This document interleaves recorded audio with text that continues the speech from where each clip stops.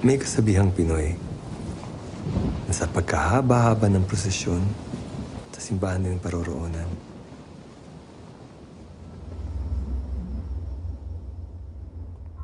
Mas gusto kong matutunan ko sa militar. Pag pinanganak kang magbibigti, hindi ka malulunod.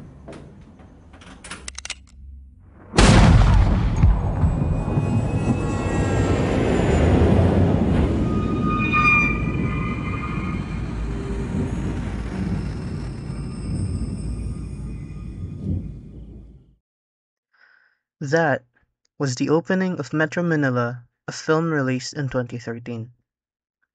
This is a film about a family who moves to the city for a better life for better opportunities. But why are we starting here? This movie is one of my personal favorites with a story that connects perfectly to classic strain theory. The theory introduced by Robert Merton explains how people react when society sets big goals like wealth, stability, and success. But what happens when someone doesn't have the means to reach them, nor have their chances of reaching them fairly or legitimately? The classic strain theory identifies 5 adaptations of how people may react to societal strains. I'll walk you through the 5 adaptations of strain theory and show how each of them appears in Metro Manila.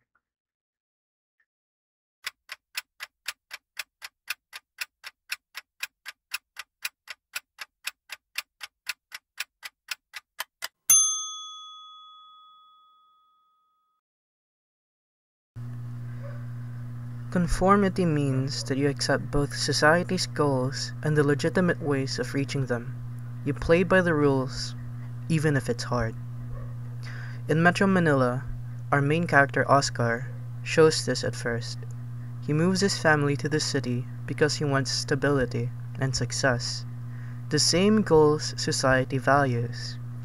He looks for honest work, even when it's humiliating or underpaid. But as time passes, the city begins to wear him down. The dream of success starts to feel out of reach. Still, Oscar continues to follow the rules, working hard despite the low pay and humiliation.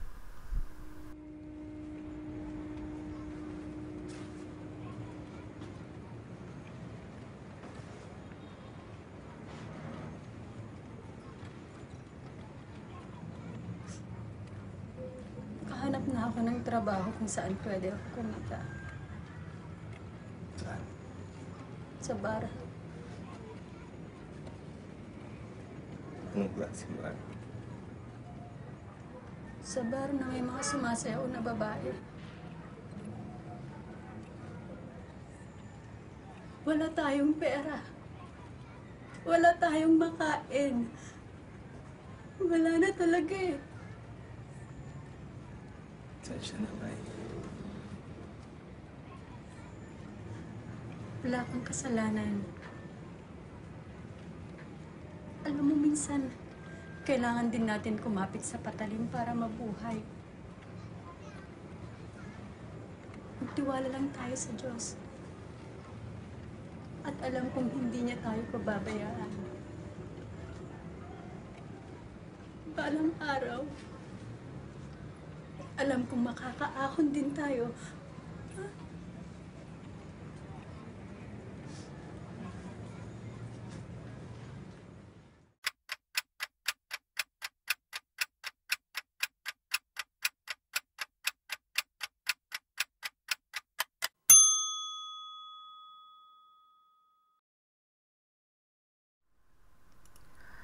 Ritualism is when someone gives up on society's big goals, like wealth or upward success, but they still follow the rules and routines anyway.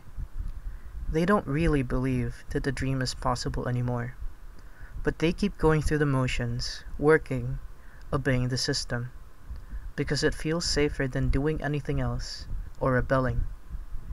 It's like living on autopilot. The hope fades, but the habits remain.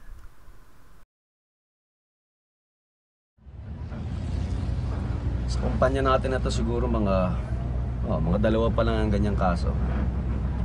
Konti lang palang nakawan, ano? Marami. Maraming nakawan, Oka. Lalo na pag-eleksyon. Bakit yung eleksyon?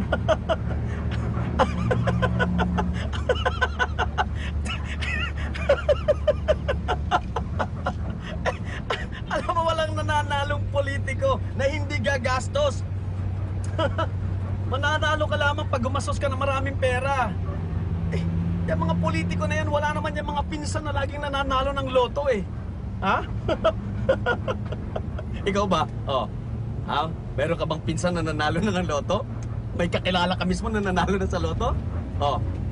Baka mas maraming beses ka pa makakita ng alien kaysa sa manalo ka sa loto. Oh, di ba? Pero wala tayong pakialam. Ayos lang. Sige, pila lang tayo ng pila. Yan. Taya tayo ng taya. Araw-araw, kada linggo, taya. Ang totoo niyan, lahat may pag-asang manalo. Tama yun. Lahat tayo may pag-asang manalo. Yun lang. Yun lang ang totoo. Lahat tayo may pag-asang manalo.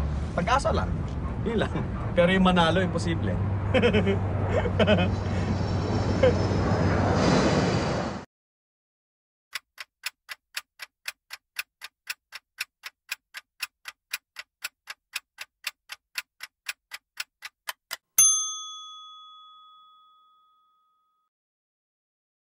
Retreatism is when someone rejects both society's goals and the means to reach them.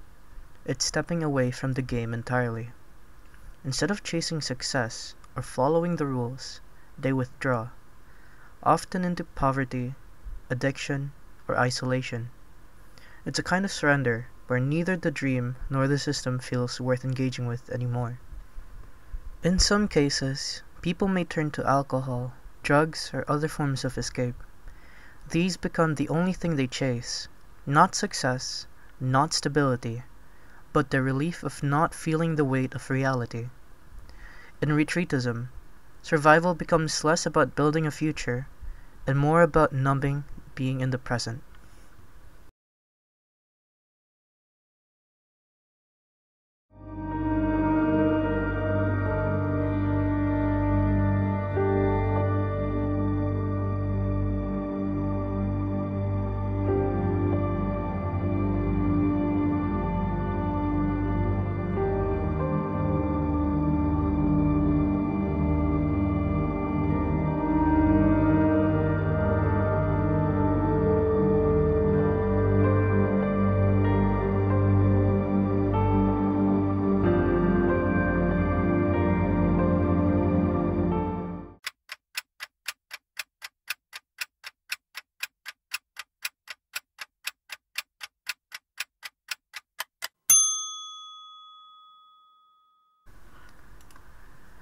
Innovation happens when people still accept society's goals: wealth, success, stability.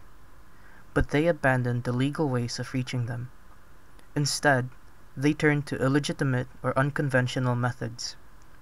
The dream of success is still alive, but frustration builds when every legal path feels blocked. That frustration can push people to commit crimes as a way to finally get what they wanted, even if it means breaking the rules. Narinig mo ba yung istorya ni Alfred Santos? Mabait. Mabait si Alfred. Mapagkakatiwalaan. Doon siya nagtrabaho sa maliit na pabrika. Pag-aari ng tatay niya. Lumago ang negosyo nila. Daming nainggit. Lalong-lalo na yung kakumpetensyang kumpanya. Tinakot nga yung mga manggagawa eh. Tapos, napilitan tuloy magsara yung negosyo ni Alfred. Araw-araw, nakikita ni Alfred yung pumatay sa tatay niya. Sa pananakot, bumagsak yung negosyo. Nagkabaon-baon sa utang. Si Alfred. Ano nangyari kay Alfred? Ano bang nangyayari sa isang taong desperado na nasa desperadong sitwasyon? sigurado makakagawa siya isang desperadong desisyon na pwede niya ikamatay.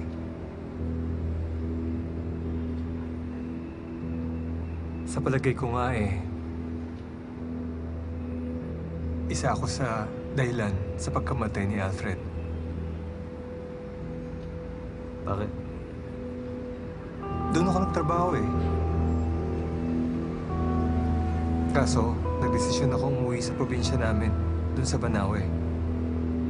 Imbis na pagtanggol ko yung pamilya niya, naunahan ako ng takot. Ipagtatanggol mo yung pamilya nila. Pagkatapos mamamatay ka na katulad nila.